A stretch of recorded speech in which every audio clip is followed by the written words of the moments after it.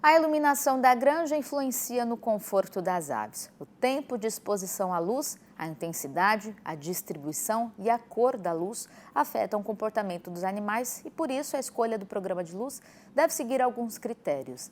A estação do ano é apenas um dos fatores que devem ser considerados ao escolher o programa de luz mais adequado para o seu aviário. A gente vai saber mais sobre os programas de luz na avicultura, conversando com o Edson Fassani, professor de avicultura na Universidade Federal de Lavras. O Edson já está por aqui com a gente. Muito bom dia para você, Edson. Seja bem-vindo ao Ligados Integrados.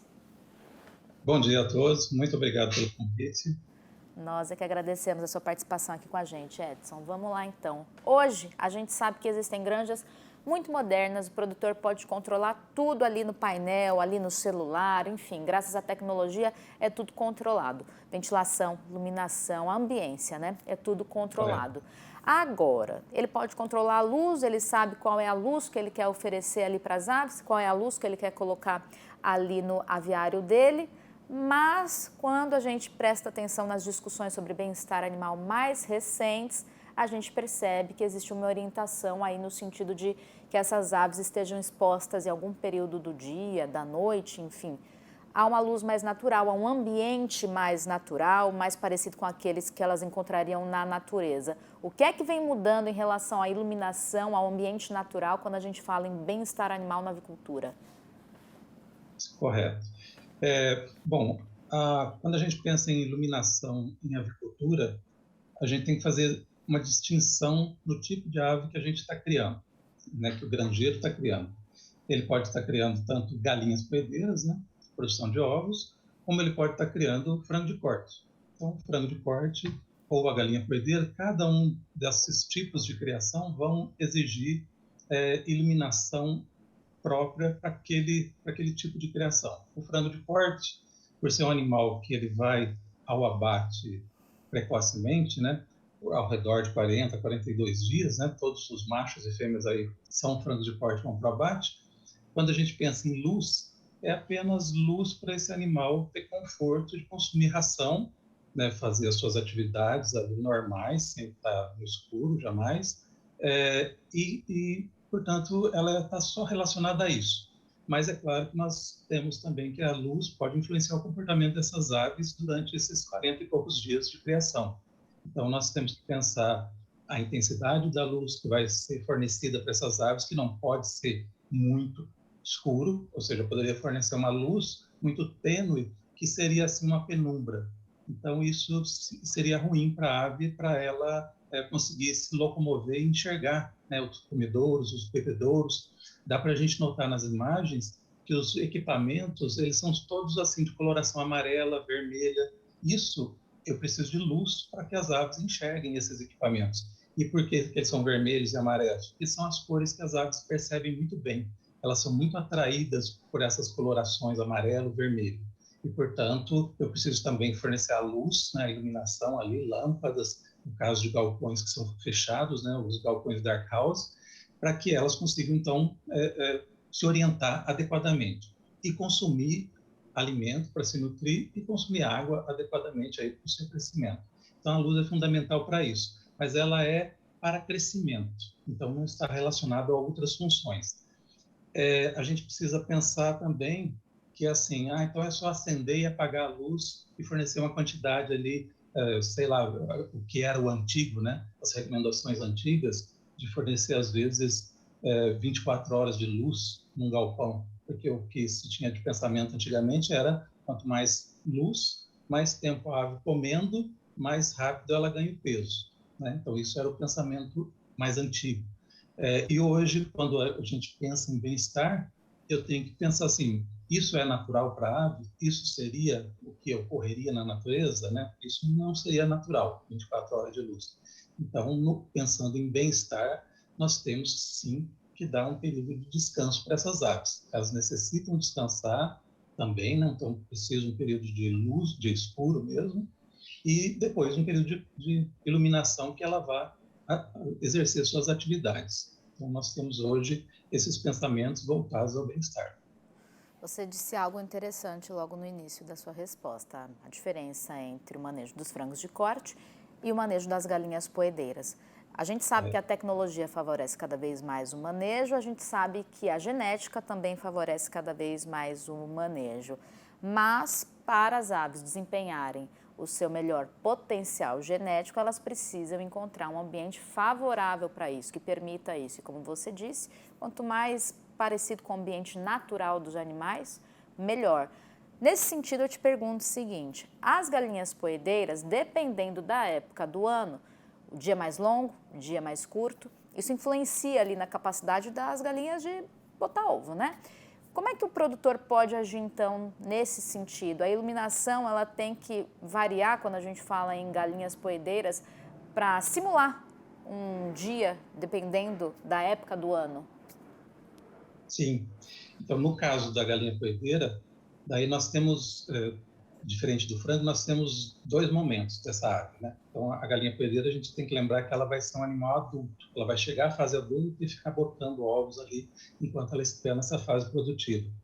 Então, eu preciso criar um programa de iluminação, pensar em luz enquanto ela está crescendo. Então, ela vai ser mais ou menos o mesmo pensamento do frango de corte, né? Fornecer quantidade de luz para ela crescer, comer, né, sem problemas, e fornecer também período de descanso. Quando ela chega na fase produtiva, daí a luz em poedeiras influencia muito a parte reprodutiva. Na verdade, a luz que dá o gatilho para iniciar toda a fisiologia da reprodução das galinhas.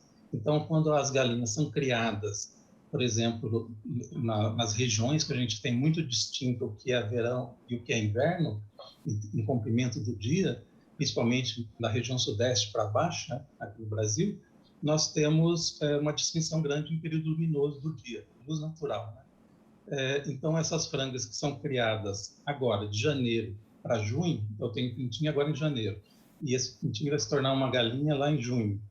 Ela está, portanto, crescendo num período naturalmente de luz que vai decrescendo periodicamente. Então, essa luz nós estamos recebendo aqui, né, na região sudeste que eu estou. Atualmente nós estamos com 13 horas e meia de luz, 13 horas e 20 de luz. Quando chega lá em junho, nós vamos ter 10 horas e meia. Então, elas vão crescer num período decrescente de luz. E, ao contrário, quando elas estiverem em junho, pintinho em junho, para começar a postura no final do ano, elas estão em luz crescente até chegar lá em 21 de dezembro, né, no início do verão. Portanto, tem distinção na produtividade de aves que vão ser criadas de janeiro a junho, de junho a dezembro. Essas que nós estamos passando agora de janeiro até junho vão ser um pouquinho mais tardias, mas esse pouquinho mais tardio é coisa de uma semana, duas, não tem implicações econômicas tão profundas. Então, a gente recomenda que não se faça nada quando o galpão é aberto, né, que a luz penetra mesmo no galpão, luz do dia, para evitar esse problema de ser mais tardia ou mais precoce. E, na verdade, o problema maior é quando ela é mais precoce. De junho até dezembro, que essas aves vão ser tendência de ser mais precoces, ela vai ser mais precoce em termos de uma semana, né? Então, não fazemos nada também para alterar isso. Mas pensando no bem-estar, quando elas já estão em postura, o que eu preciso dar é fornecer uma quantidade de luz que ela não perceba que exista nuance entre inverno e verão. Então, ela precisa receber uma quantidade constante de luz, e cada genética vai recomendar uma quantidade, mas que fica em torno de 15, 16 horas de luz dia. E esses 15, 16 horas de luz dias é você somar a luz do dia, né, que ela está passando aquele dia, e fornecer uma quantidade suplementar de luz artificial no início da manhã ou no final da tarde, ou os dois períodos, né, para que ela no final do dia ela perceba pelo menos 15 horas de luz. Então, isso é uma das recomendações para que essa galinha consiga manter a sua fisiologia da postura ativa o ano todo.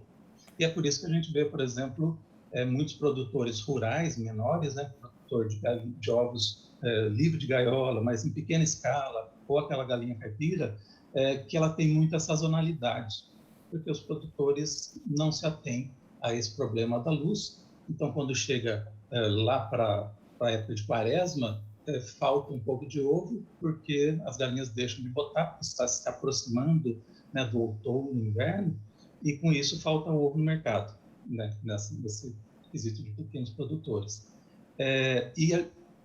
Seria apenas equalizar essa luz, colocar 15 horas de luz ao dia para essas galinhas já em atividade, já produzindo, não teria essa sazonalidade tão grande.